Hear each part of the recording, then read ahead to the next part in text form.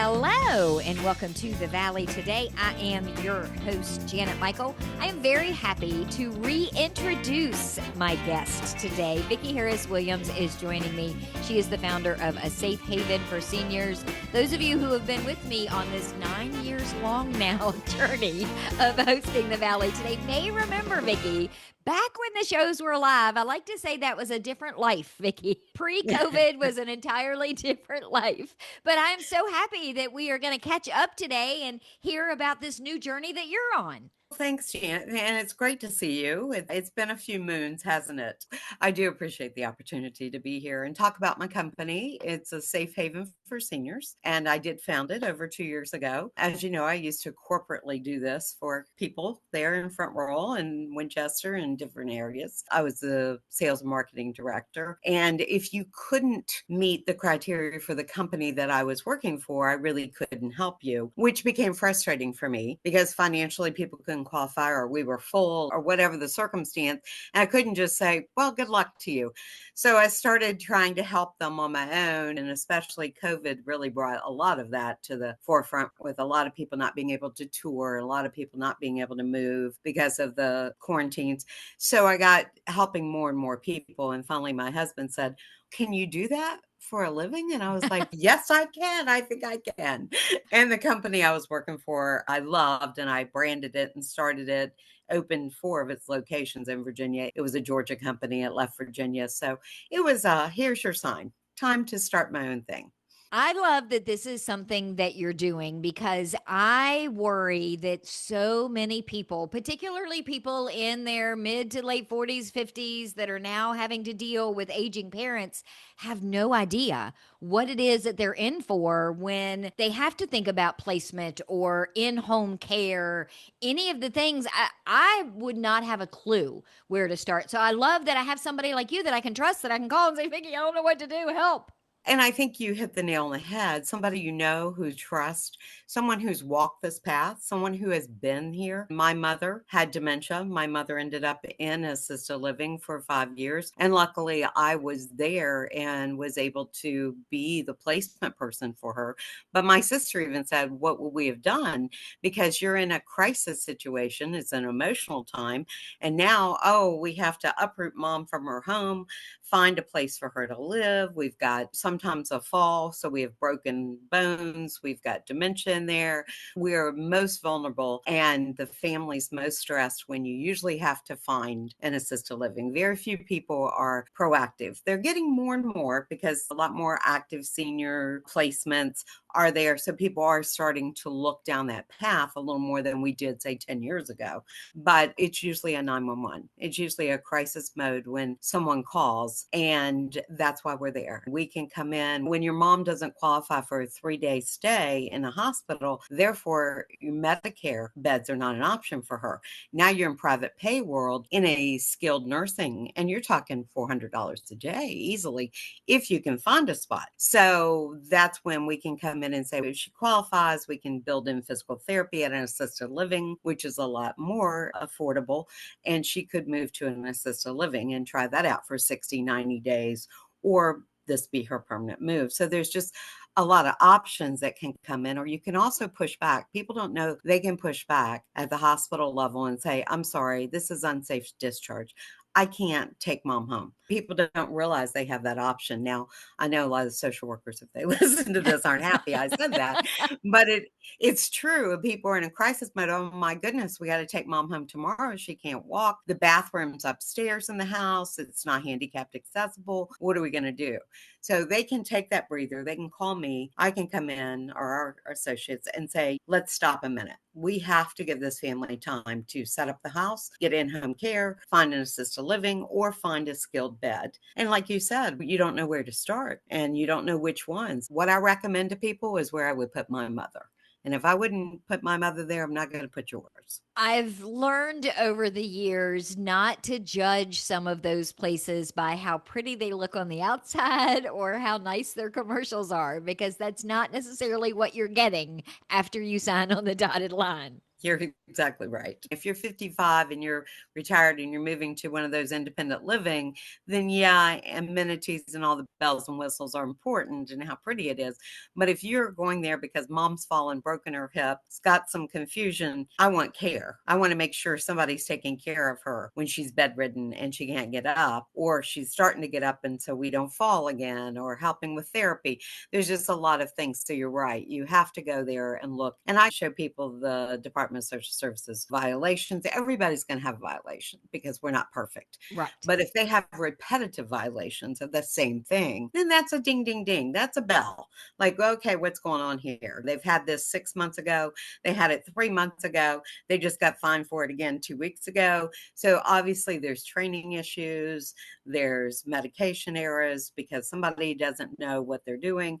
But those are things that are really red flags to you in either the skilled world or the assisted living world. And that's something, again, I would have no idea. What is a red flag? Is that really a big deal or is it not? So I may think something isn't that much of a big deal until someone with your expertise comes in and says, no, let me tell you what that really means. And I'm like, oh my gosh, that's a big deal, even though I didn't think it was initially. Exactly. And that's what we hope we bring our knowledge. The other lady that works with me has also been 20 years in the business. Advisors for us are definitely people that have been in the field, have social work background or executive directors, nursing backgrounds. We know what we're doing.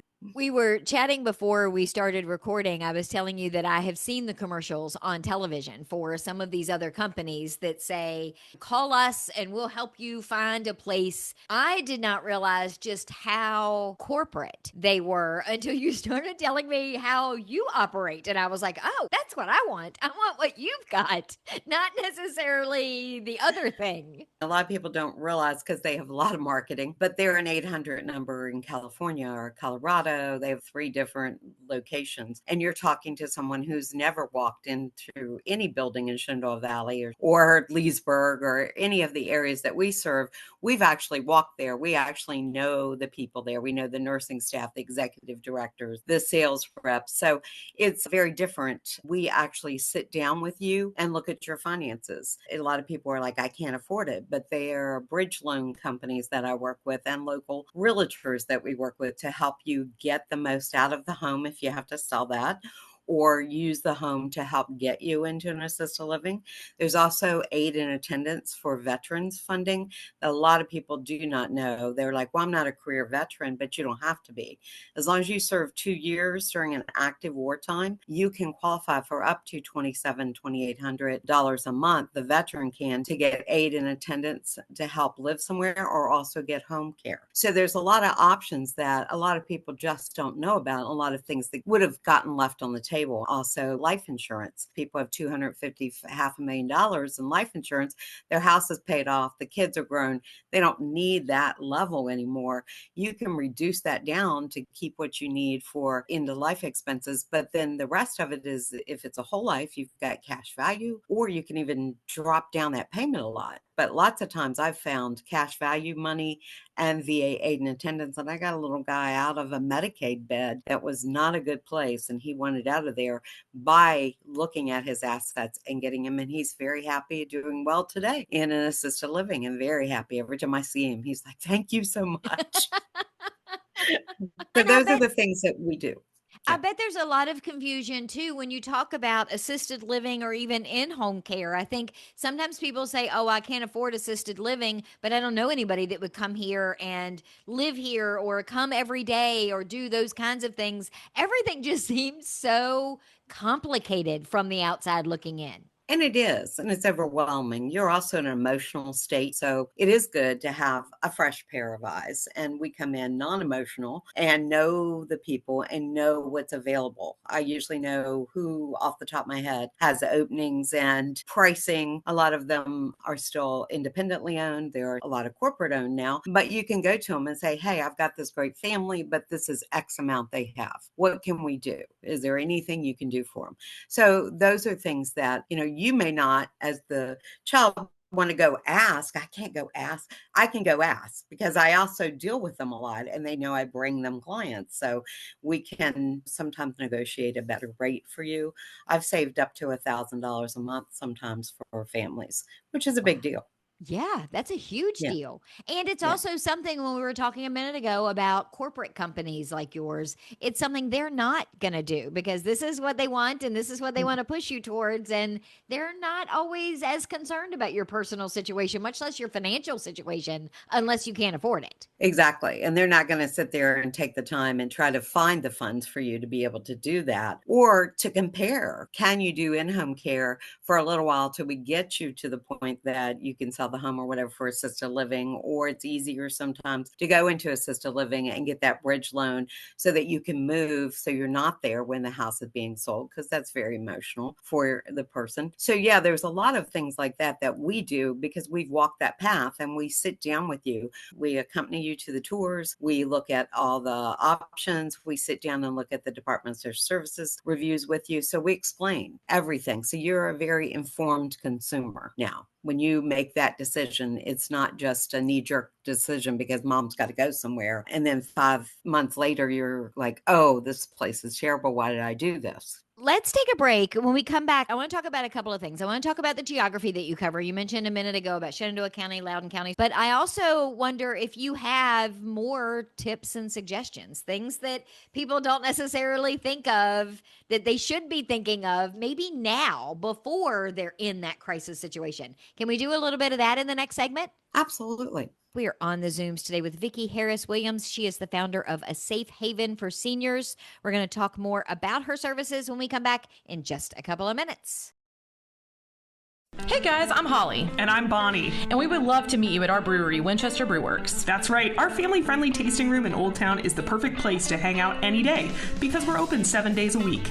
We've got refreshing beers, seltzers, and slushies, plus food trucks and events on the weekends. And the best part is, we are so excited to be part of this brand new passport program, where you just need 4 stamps from Winchester area breweries and cideries to get some great free swag. So pop on by our brewery and we'll get you a passport. You can find out more at winchesterbrewtrail.com.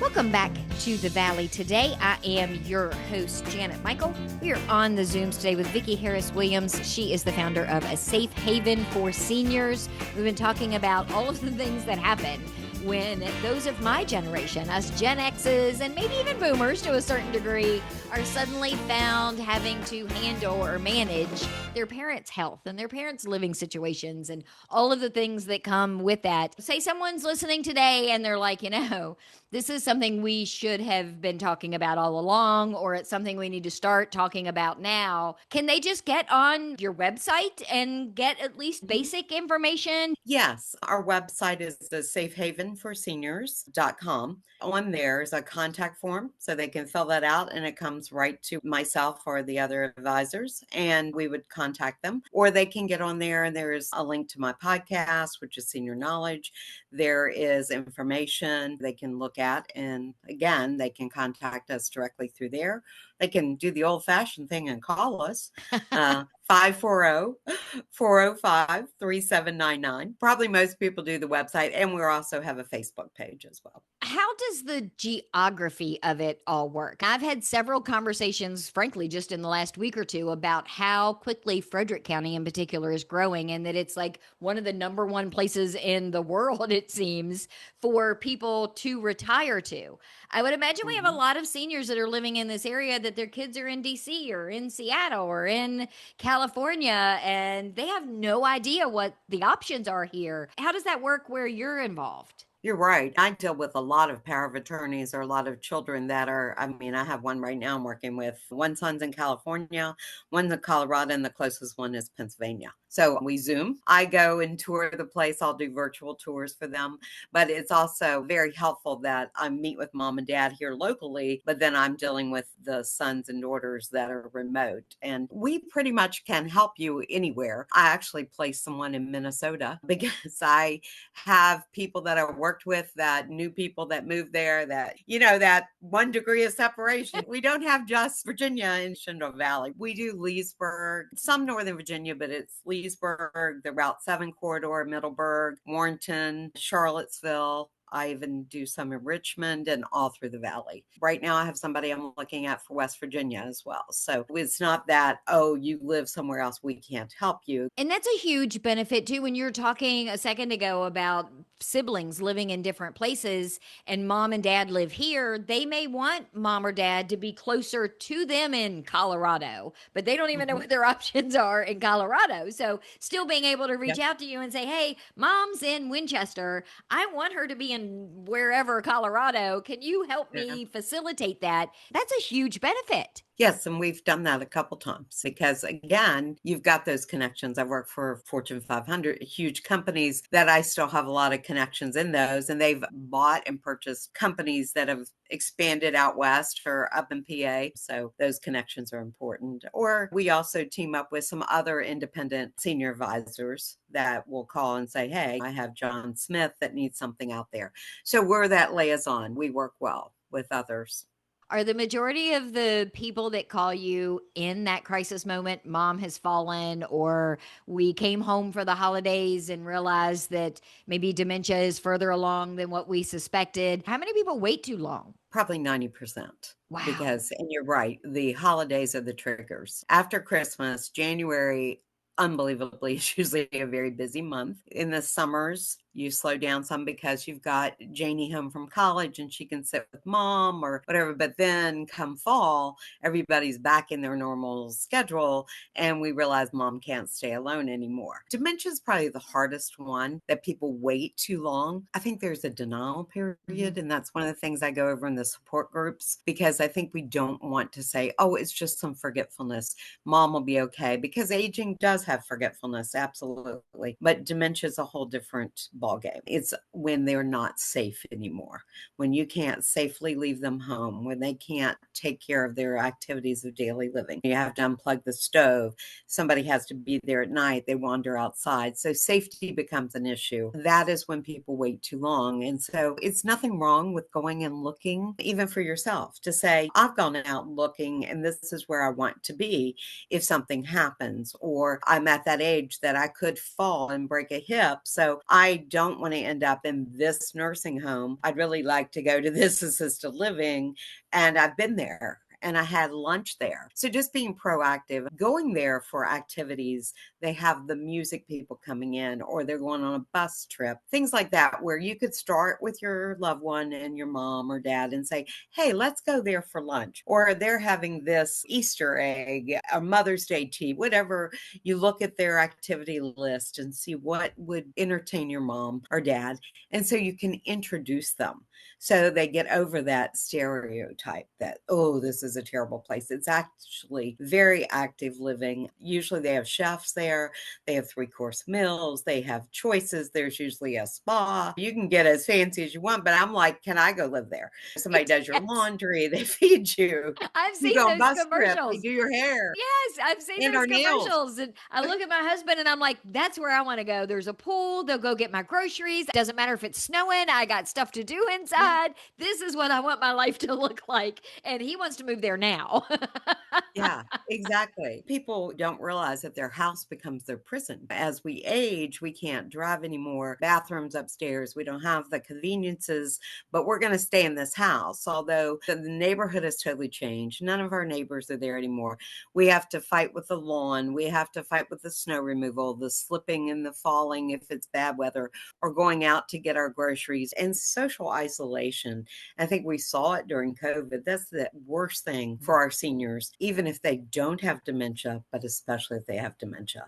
It just, that social isolation. You don't eat as well. You don't take your medicine. You're not up and happy. You're not looking forward to things. You're depressed. All of those things. People don't understand how socialization is so important as we age. Could people call you first? So let's say they are having a Sunday afternoon dinner with mom and they start to notice a few things. And we keep saying mom because usually us wives are the ones that outlive everybody. It's because we're doing all the things and keeping ourselves going, and we have to stay alive until the very end. But can they call you and say, hey, look, I don't even know if I should be worried about this, but I'm worried about what happens if. Can they have like a before they need consultation? Yes, I do that frequently. They'll say, hey, we're all going to be at Mom's Sunday afternoon. Could you stop by? Or can we meet with you and we'll meet at Cracker Barrel or somewhere where they're out with mom? So it's not invasive. So we can talk. I just had one in Winchester where the mom really, she's 94, God bless her. She had fallen and she was totally no one's coming in my home. No, I'm not going anywhere. And I came in and they're like, you said the exact same things we did. Yeah, but I'm a neutral third party saying Right. it. And I can use my mother's experience. At the end, she ended up with home care coming in almost 24 hours a day. And now the family said, well, she wants to go and look at that one assisted living you talked about. So just changing that mindset, and it's someone else that's neutral. It's not your kids, because no matter how old we are, no matter how feeble minded we get, we still realize those are our kids and we don't want them telling us what to do. That's for sure.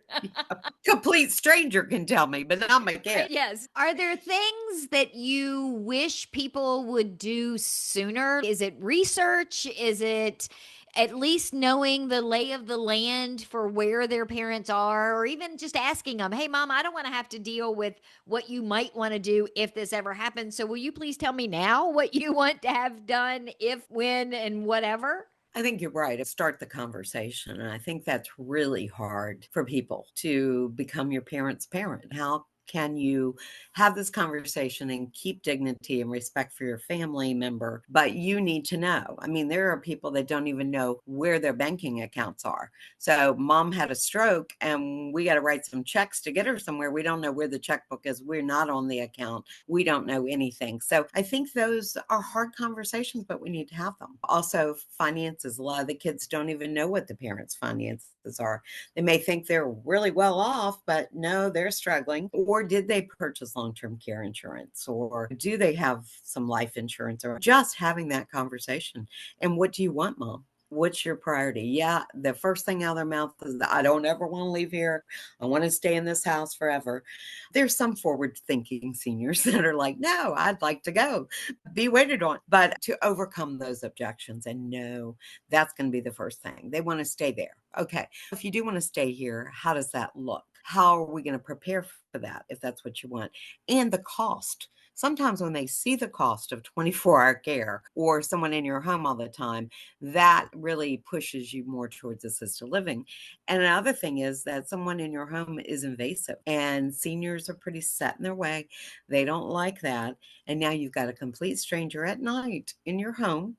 That's more unnerving than going to an assisted living where you have your own apartment where you can pull the bell if you need some help, or somebody might stick their head in for 5 minutes, but that's still your independent spot. And it is invasive. And a lot of times the kids don't realize that. Well, mom should be happy Joni's there at night with her and she's really nice, but it's not mom's preference. So just having those conversations and looking at the pitfalls. Okay, that's great. My mother was, I'm going to stay at home. That's great. But who's cooking for you? Who's getting your medication? Who's taking you to doctor appointments? She goes, you are. But we enable our parents, unfortunately, to stay in unsafe situations. And you're not even touching on the fact that the home that they're in, you mentioned earlier, maybe the bathroom is upstairs, maybe their bedroom is upstairs. They have a bathtub that isn't safe for them to step over to get in to take a shower. And the modifications to homes these days to make them more accessible is not a cheap venture either. It's very expensive. So that's the biggest thing, is looking at the overall finances. Okay, we have to put a bathroom downstairs now or a shower. What's it going to cost to redo that bathroom? And that's the number one thing that seniors fall, is stepping in and out of a bathtub. And how many seniors take baths, really? Because I don't know about you, but getting down and getting back up now is harder than it used to be. Right. So most people take showers, although I know that generation took baths, but that is a real safety hazard, that bathtub. Again, having those tough conversations, you've got to start them somewhere and be respectful. Don't come in like, oh, mom, I saw you're not doing this anymore now. We're going to take that away. Coming in as the heavy and coming in as the authoritative person, you're not going to get anywhere. And that's, again, where I come in, or advisors come in, because sometimes also you have siblings that, we didn't get along as children. How are we going to now get along that mom and dad are in crisis mode because all the emotions are up now? now. And also, if we're talking about selling the parental home, so having that person, and I've had to do that a few times with 3 siblings, is what's the focus? The focus is mom and keeping mom safe and what's best for mom. So we need to leave your emotions at the door. What are we doing for mom collectively? And if you continue to bring it back, the focus is mom or dad. You can diffuse that. And again, I'm that neutral third party. Yeah, I bet you could write one heck of a book about the situations like and to. the family drama you have witnessed. Do you get into those Quite kinds of interesting. stories on your podcast? Because I would listen to Yes. that all the time. Yeah. I've had a few. I have to change the names to protect the innocent.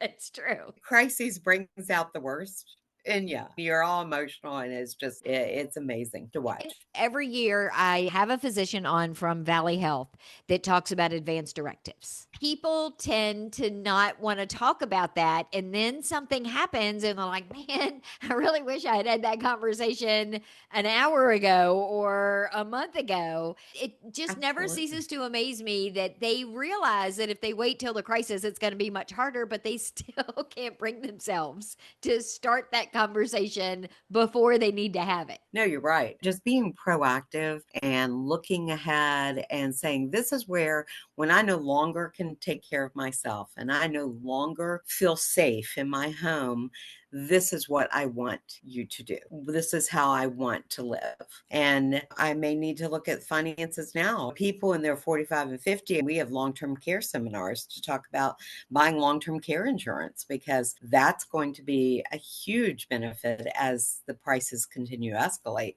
Wait, for I can assisted get that living. at 55. I'm not already too old to get long-term care insurance. Nope, you're in there. There's still some around. There's newer ones with annuities and things. So I just want to live long enough to be a burden to the people who have been a burden to me. That's always been my goal. that's So mine too. my poor 30-year-old son is going to rue the day that he didn't want to be potty trained. Yeah, that's right. I want to live long enough to be a problem for my children. Right, Yeah. exactly. Yeah. And I feel like another way to start that conversation too is maybe looking at it for yourself and then just casually saying, hey, mom, I've been thinking about my future and what I would do if something happened to my husband. So I've been looking at some of these places and whether or not I would want to live in any of them. Will you take a look at these and tell me what you think? And that's a kind of sneaky backdoor way of starting that conversation and letting mom tell you which one's good enough for you. Because if it's not good enough for you, it's probably not going to be good enough for her. Yeah. And that's a great segue. And it's not attacking, and it's letting down those defenses. So now you're asking for her help. That's a great way to say, what do you think of this? You want to go there with me and have lunch? Just ways to get those defenses down and come see places and understand what is out there. That's the biggest thing. And that's what we help you do. So where can people go? Give me your web address one more time. They can go to A Safe Haven for Seniors, and the 4 is FOR spelled out, forseniors.com.